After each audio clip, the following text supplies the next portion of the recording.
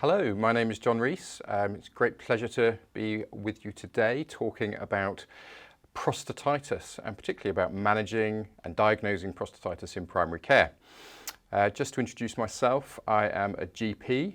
I work 6 sessions as a GP in North Somerset, but I also specialise in urology and run a community urology service here in Bristol, North Somerset, Gloucestershire and Wiltshire. And also chair a thing called the Primary Care Urology Society. I've got a real passion for improving knowledge and skills for GPs in this area of urology. And prostatitis is a regular request from GPs I meet of something they find quite challenging to manage. So that's what I'm going to talk to you about. Firstly, I'm going to talk to you about what is prostatitis. And I think the key thing about this condition is lots of people try and tell you what prostatitis is. The name suggests, doesn't it? Prostate, itis, as in inflammation of the prostate. I think as you'll see through this talk, it's something far more complicated than that and far more nuanced. It is a poorly understood condition. It can present in lots of different ways. It can be caused by different things. It can be quite a challenge. Prostatitis, as I say, suggests inflammation of the prostate. That could be acute prostatitis, which could be due to infection. And it can also be chronic, persistent, which is sometimes called chronic pelvic pain syndrome. And we'll come into that. I always like to show people these 2 quotes because I think these are great illustrations of how we struggle. These are quotes from Stamey, famous urologist. Little more is known about prostatitis than was reported by Hugh Hampton Young and Associates in 1906. And my favourite of all, chronic prostatitis is a wastebasket of clinical ignorance. Well, that was 40 years ago, so I hope that we've emptied the wastebasket slightly of that clinical ignorance and improved our knowledge, but it is still a challenge. I think the aim today, though, is to show you that there is a bit of a structure to how to recognise prostatitis and a bit of a structure of how you can manage patients with this condition, and hopefully that will be helpful to you in primary care. Here's another great quote. This is from Curtis Nichol, who's a Canadian urologist who's probably the world's expert on the management of prostatitis or prostatitis in general. This is a great quote. Most urologists freely acknowledge they would be happy never to see another patient with prostatitis in their office again. Others simply refuse to see these patients. Many ignore the real issue, dispensing their antibiotic of the month and quickly discharge the patients, hoping that if they ignore them, they will not return. This approach has resulted in frustration and even anger on the part of patients. Now, I think that's quite an extreme statement. I think we all recognise that prostatitis patients have complex problems. One of the problems is they're seeing urologists who, by and large, are surgeons for what is ostensibly a non-surgical problem with quite significant psychological overlay as well. And I think sometimes surgeons aren't necessarily, despite all their many skills, they aren't necessarily the best people to be managing many aspects of the care of patients with prostatitis. And I actually think that as GPs, we're really well equipped to help these patients. So I hope to make you feel the same thing. The other problem with chronic prostatitis, because it's such a difficult condition to treat, is you can end up with all sorts of quackery, particularly online these days. My favourite of these is that one on the left of the screen, the dilatherm. Many are finding welcome relief through the gentle vibration and adjustable soothing heat and dilation provided by the dilatherm. Not recommended. There's all sorts of remedies out there for prostatitis, many of which promise 100% cures and all sorts of things. And I think this just illustrates how desperate patients become with this condition. They just go out there looking for something that will help them live with prostatitis. And hopefully that can be us.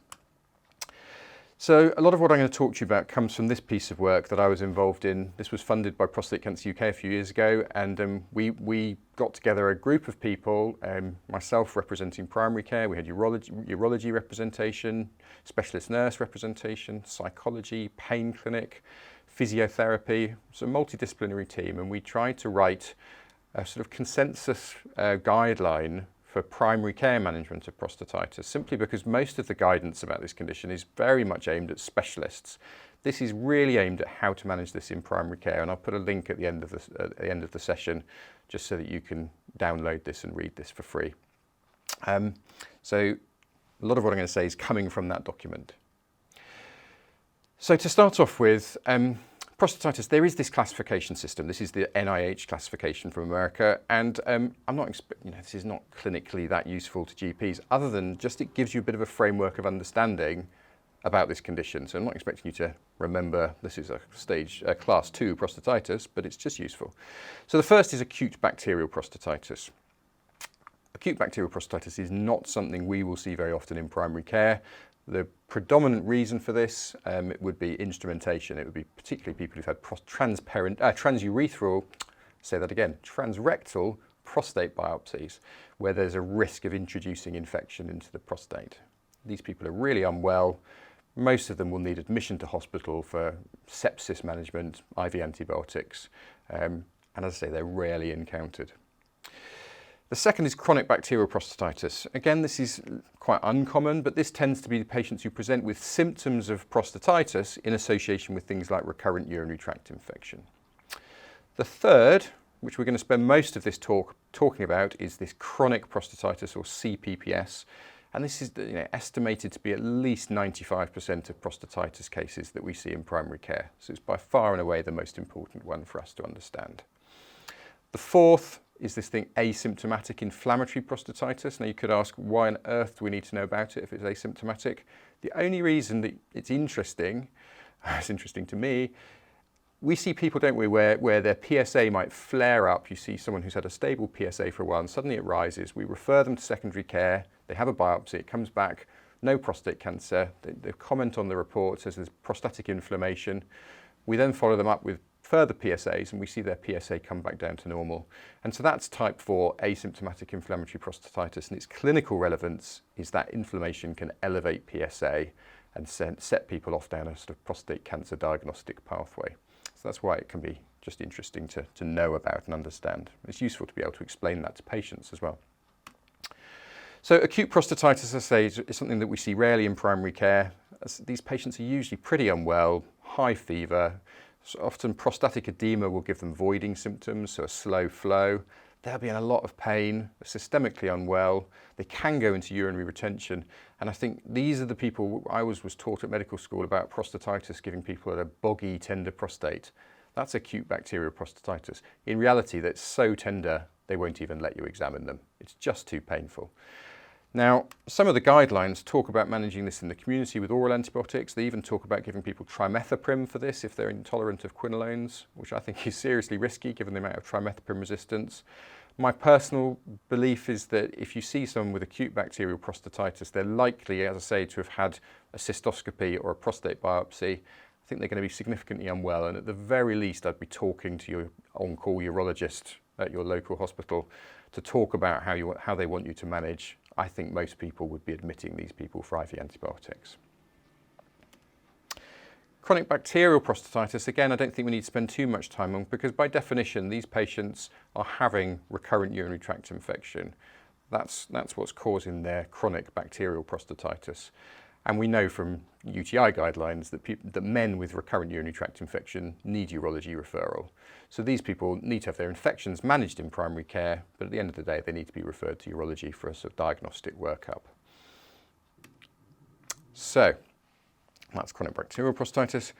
And then we get on to this, the CPPS, the chronic prostatitis, the chronic abacterial prostatitis.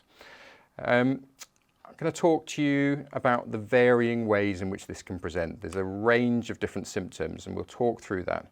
But before we do, I think it's just really useful just to think, why has this condition got two names? Why do I keep saying chronic prostatitis and then following it up with chronic pelvic pain syndrome? I think the answer is that this is a chronic pain condition, and calling it chronic prostatitis implies that the prostate is always to blame, that the prostate is inflamed and that's what's causing pain. It sets people off down a pathway of recurrent courses of antibiotics. It makes men feel that the solution to their problem is removal of their prostate, when in fact for a lot of these people it's a chronic neuropathic pain condition. And this is a quote from our pain clinician on the prostatitis reference group. So he said, while some of the patients experienced by men with chronic pelvic pain syndrome do originate from the prostate, it's increasingly understood many of the symptoms do not and are generated from other structures within the pelvis or by neuropathic mechanisms within the sensory nervous system. So chronic pelvic pain syndrome is used to emphasize that the prostate may not be to blame, and a more holistic approach to managing these patients is required. And I think that's the key reason, and that's why I've increasingly talked to patients about chronic pelvic pain syndrome rather than chronic prostatitis. I think it's a more useful phrase. Now, chronic prostatitis has been a problem for a long time. This is not a new condition, and I can't even remember now how I found this, but I found this years ago, JAMA from 1898, and the description in JAMA 122 years ago, nothing's really changed, so apart from the language that they use. So they say the more or less severe tickling and burning in the urethra or at the glands, either incessantly or at intervals, the increased frequency of micturition, aching and stabbing pains in the acrus, sacrum or perineum, the pain in the suprapubic region, as well as the radiating pain along the lumbar region and legs are well-known manifestations of the chronic prostatitis. Now that's fairly uncontroversial language. They get into some more interesting language now. They say, I mentioned the great frequency of nervous troubles as a sequel of chronic prostatitis. The more or less constant uneasy or painful sensations constantly draw the patient's thoughts to this region, as if men need that. Should he then, in addition to his disagreeable sensations, observe a degree of sexual weakness, incomplete erection, or premature seminal emission, our patient's spirit becomes depressed. He is constantly worrying over his illness, loses all capacity for mental or physical work. General nervous debility can set in, leading sometimes to more or less complete exhaustion. Our patients become more or less obstinate hypochondriacs. It's great language. It's describing what we see in so many chronic pain patients though, isn't it? How the sort of interaction between physical symptoms and the psychological aspects of chronic pain start to become really important, and that's really true on patients with chronic pelvic pain syndrome. So, just in terms of recognising these people, it's really important to recognise, I've said that there's this range of symptoms, and it's really important to just be able to recognise that range of symptoms. So, these are some suggested definitions. Presence of typical symptoms of discomfort or pain for more than 3 months within the past 6 months. And so the sorts of symptoms we're looking for are the urogenital pain, which we'll discuss, urinary symptoms, sexual symptoms, and psychological factors as well. So, urogenital pain. We were all taught, weren't we, that perineal pain is the diagnostic pain of prostatitis. Now that is true. Perineal pain is a classic feature of prostatitis, but it's not exclusively, patients do not need to have exclusively perineal pain to make that diagnosis. Many people don't have perineal pain. They'll have pain in other places. And so you've just got to be alert. You've got a list on the slide of the various places people with prostatitis can have pain. One of the classics I see in the clinic that I run is penile tip pain. And you see men who've been going to their GP complaining of pain at the tip of the penis, who've been treated repeatedly with Dactocort and Betnovate and all sorts of things, even though they've got no rash on the tip of the penis, when in fact the cause is chronic prostatitis, and classically prostatitis causes referred pain to the tip of the penis. So be really alert to that one. And I think personally that that's probably the second most common pain site after perineal pain. Urinary symptoms, we see voiding symptoms, so slow flow, hesitancy, and sometimes storage symptoms, particularly during an inflammatory flare-up of prostatitis. These people will often get urgency and frequency. They can get a bit of dysuria. Got to be careful with that, because if they've got persistent dysuria unexplained, then sometimes they do need a cystoscopy just to make sure that isn't bladder cancer. And then of course recurrent urinary tract infection, but that's in the chronic bacterial prostatitis that we mentioned before. Sexual symptoms, certainly ED and ejaculatory problems can be associated with prostatitis. And there's a little bit of chicken and egg there. And I suspect a lot of this is that the discomfort, the psychological impact of prostatitis leads to a sort of psychogenic type erectile dysfunction. They certainly often, again, complain of decreased libido. One of the classics though, and again I think this is quite diagnostic, is ejaculatory discomfort. So a lot of these men where you're thinking they might have prostatitis, if you ask them, is it uncomfortable or painful when you ejaculate, a lot of these men will say yes. So I think that's quite a diagnostic question when you're suspecting prostatitis. Psychologically, like all chronic pain conditions, anxiety and depression are increased in prevalence. And And that, that's our bread and butter in primary care, to be managing that side of a chronic pain condition. Now, I've put this up for those who are feeling super keen. There are a range of questionnaires, and you can just decide how many of these you wish to use as a GP. The classic one is this NIH CPSI, the Chronic Prostatitis Symptom Index. I have to say, despite the fact I'm interested in this condition, I've never ever given that out in primary care. I do sometimes give out an IPSS. You can do things like PHQ-9 and GAD-7, some of the anxiety and depression questionnaires that we sometimes use in primary care. Again, I'm personally not a huge questionnaire fan. I'm more of a fan of talking to people, but these questionnaires are there for you if you want them to help in your assessment. But this table, I think, is quite a key table that just tells you the basics of what you need to do with these patients. We are, of course, in the non-specialist column, so there's 4 main things that we need to be doing. We need to examine the patient, so we need to examine the external genitalia. We need to check for lumps and bumps. We need to do a DRE and check the prostate. A, because we want to exclude prostate cancer, we want to make sure there's no abnormalities palpable. And B, because I think that patient in front of you needs you to be checking their prostate to exclude prostate cancer, because they need that reassurance as well. We need to dip their urine. Send an MSU if appropriate. We need to counsel them about having a PSA test. I completely understand that's a controversial test, but a lot of these people are worried about prostate cancer, so we need to, at the very least, counsel people about the pros and cons of having a PSA test. My one caution, do not request a PSA test. Certainly never do a PSA during a UTI. So if they've got chronic recurrent UTI and chronic bacterial prostatitis, don't do the PSA during a UTI. And likewise, if they've got chronic prostatitis, try and avoid doing a test during an acute sort of flare-up of symptoms, because that inflammation that they often have can falsely elevate their PSA. So if I'm going to do a PSA, I really want to do it at a time when their symptoms are relatively stable and calm, ideally. And when you do a PSA, if you are doing it when symptoms are a little bit more flared up, then you've just got to counsel the patient before you do it and pre-warn them that there's a risk of false positive, increased risk of false positive with doing a test in that scenario. The other thing is an STI screen. So just think chlamydia. Just make sure that occasionally STIs can present with prostatitis-like symptoms. So just think about doing an STI screen, and don't just restrict that to younger men. So those are the main tests. The other thing to think about, and a lot of the wording here came from the psychologist who was involved in our group, and just thinking about asking people, and I think this rings true for anyone with a chronic pain condition, is to talk to them about pre-existing and current mental health issues, talk to them about anxiety, and talk to them about their mood.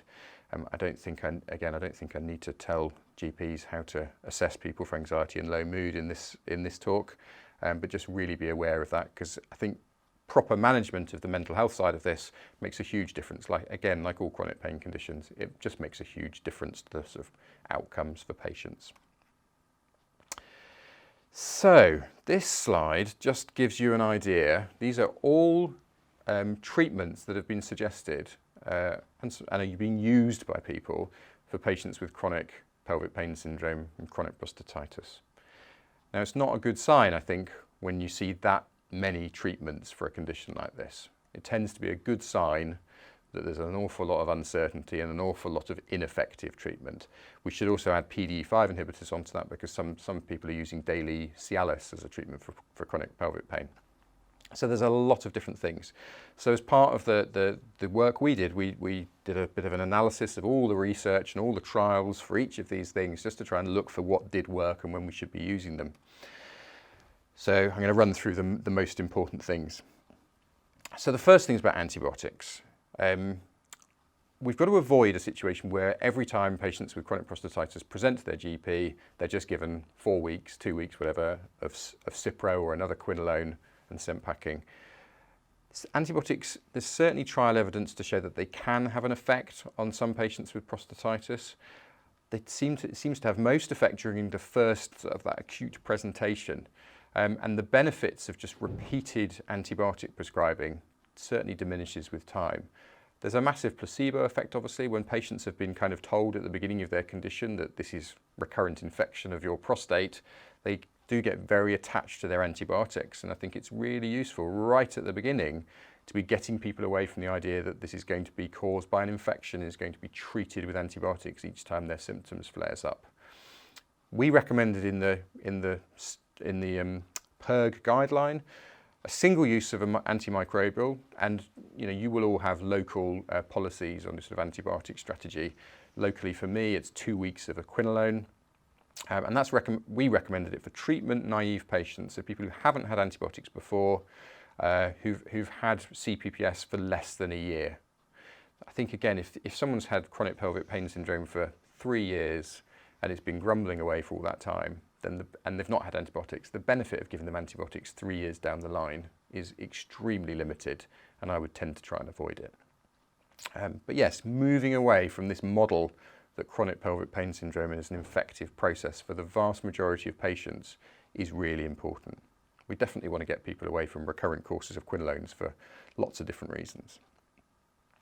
This is from our guideline, and this is various antibiotic options that are out there for you. So Cipro's has always been a sort of traditional, Cipro and ofloxacin, trimethoprim as an option, doxycycline, azithromycin. All the doses are here. They'll all be in your local guidelines, your local pathways, all in the BNF. But yeah, these are the sort of antibiotic options for you. Alpha blockers. Now I think this is a thing that's not initiated that often in primary care, but could be. And there's plenty of trials.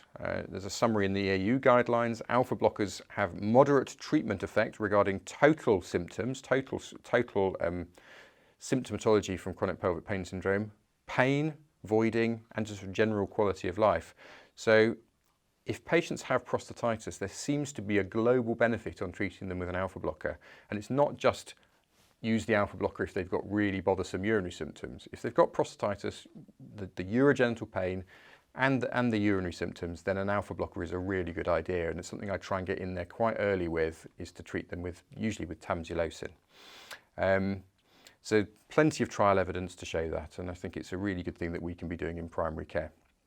Some people do find, particularly the younger men, do find that tamsulosin can cause ejaculation problems. It tends to decrease ejaculatory volume, and if they find that bothersome, sometimes it can be useful just to switch them to alfuzacin, because that has less impact on ejaculation. But tamsulosin is generally my first line. Anti-inflammatories. There is not much data for using anti-inflammatories. Loads of patients with any pain condition, resort to the old ibuprofen and naproxen. There's not a lot of evidence. What evidence there is suggests, and certainly my experience with these patients suggests, that for most people during sort of chronic grumbling pelvic pain, anti-inflammatories don't help them very much. If you ask them, they often take them, but when you say, do they help you? They often say, nah, not really. I just take them because I need something. Where they do seem to work, this is a condition that will flare and settle. There'll be inflammatory flares, and then it will settle down. It relapses and remits. And anti-inflammatories definitely seem to work best during an acute inflammatory flare. So that's what I always tell my patients, arm yourself with some ibuprofen or some naproxen, and if you just get that flare-up of symptoms, that's when to use it, and that's when it can be most effective. Using them every day for chronic prostatitis, the disadvantages in terms of GI side effects and bleeding really outweigh any potential advantages, so they're not something to be used long-term for these patients. Then we get on to this concept of neuropathic pain, and this is, I think, absolutely key to the management of prostatitis. And we see that in all sorts of neuropathic pains, you see this thing called central sensitization, where the brain becomes so hardwired to receiving these constant pain signals, it becomes hypersensitive and sort of it exaggerates the pain signal and sensitizes the brain to them so that the pain signal is exaggerated. And you get this thing called hyperalgesia, where just a sort of mildly painful stimulus produces extreme amounts of pain. And you also get allodynia. And the classic thing there is when something that would normally be non-painful causes pain. And certainly if you examine patients with chronic prostatitis, they have a very disproportionate pain response to what you're doing to them. And that's because of this central sensitization, hyperalgesia, allodynia, and it's absolutely classic in a lot of pain conditions. And that's why neuropathic analgesics like amitriptyline, gabapentin, and duloxetine can be really useful for these patients. I've got the EAU chronic pelvic pain guidelines here. I'm not going to go through them, but again, I think this is something we're really familiar with in primary care because we use these neuropathic agents for all sorts of things like low back pain and sciatica. So we're all familiar with prescribing these. And again, it's something I try and get in early to do with these patients. So I'll skip on. I won't run through that whole table, but those are the sort of main options. Physio, if you've got access to it, a lot of these people will benefit from specialist pelvic floor physio, particularly about this. An awful lot of these men have very, very tight pelvic floors. They've got a lot of pelvic floor spasm. And so pelvic floor re-education, biofeedback, mindfulness, relaxation techniques. The physios are great at helping men with these sorts of things, and this can make a massive impact on people with chronic pelvic pain. There's a couple of other things that are just worth knowing about. Senilton and quercetin, there's a ryegrass pollen extract. There's some studies suggesting benefit. So if people are talking about taking them, then I generally say to them, it's okay to take them, but I think there's limited evidence, but they may help you. It's not something I tend to recommend, but it's something people can take. Saw palmetto, which a lot of men take for LUTs. Again, there's poor evidence base for any benefit in chronic prostatitis. Prostate massage. This was a very traditional treatment for chronic prostatitis. Admission, general anaesthetic, prostate massage.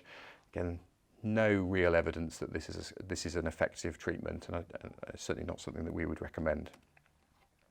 So just to finish up, we've just got a bit of an algorithm which just runs you through, as a GP, how to manage these patients. So a patient presents with symptoms that you think are suggestive of chronic prostatitis. You assess them, you take a history, you examine them, you arrange some basic investigations. If they're antibiotic naive, we give them empirical antibiotics. When we wrote this guideline, it said that the guidelines nationally were saying 4 to 6 weeks. A lot of those have now moved to 2 weeks of antibiotics, and that's what I tend to do. If they've got urinary symptoms and pain, then I tend to give them an alpha blocker, and I tend to give them a month's worth and then review. And simple analgesia, so paracetamol, avoid opioids, anti-inflammatories for a flare-up, and then follow them up at a month. If you're really lucky, symptoms are resolved, but for most, they're going to have some persistent symptoms. And then we start to go into, with men with persistent symptoms, we start to go into a bit of a symptom-based sort of management strategy. So rather than sort of diagnosis-based, we're trying to manage the particular symptoms. So pain, we talk to them about neuropathic pain, give them an anti-neuropathic agent if that's what's felt to be appropriate, along the lines we would for a lot of other pain conditions. Psychosocial, if they've got problems with anxiety and depression, we manage those. Again, not going to go into that, but we manage that anxiety, we manage that depression, that low mood. Likewise, urinary symptoms, we manage those urinary symptoms. We may have given them tamsulosin, but if they've got other symptoms, they may need other treatments for those as well. Manage those according to the NICE LUTS guideline. And sexual symptoms, they may need a PDE5 inhibitor. They may need some psychosexual counselling. But again, manage those according to the national BSSM guidelines. And hopefully, if you take that symptom-based approach, you can actually make a huge difference to the quality of life of a lot of these men.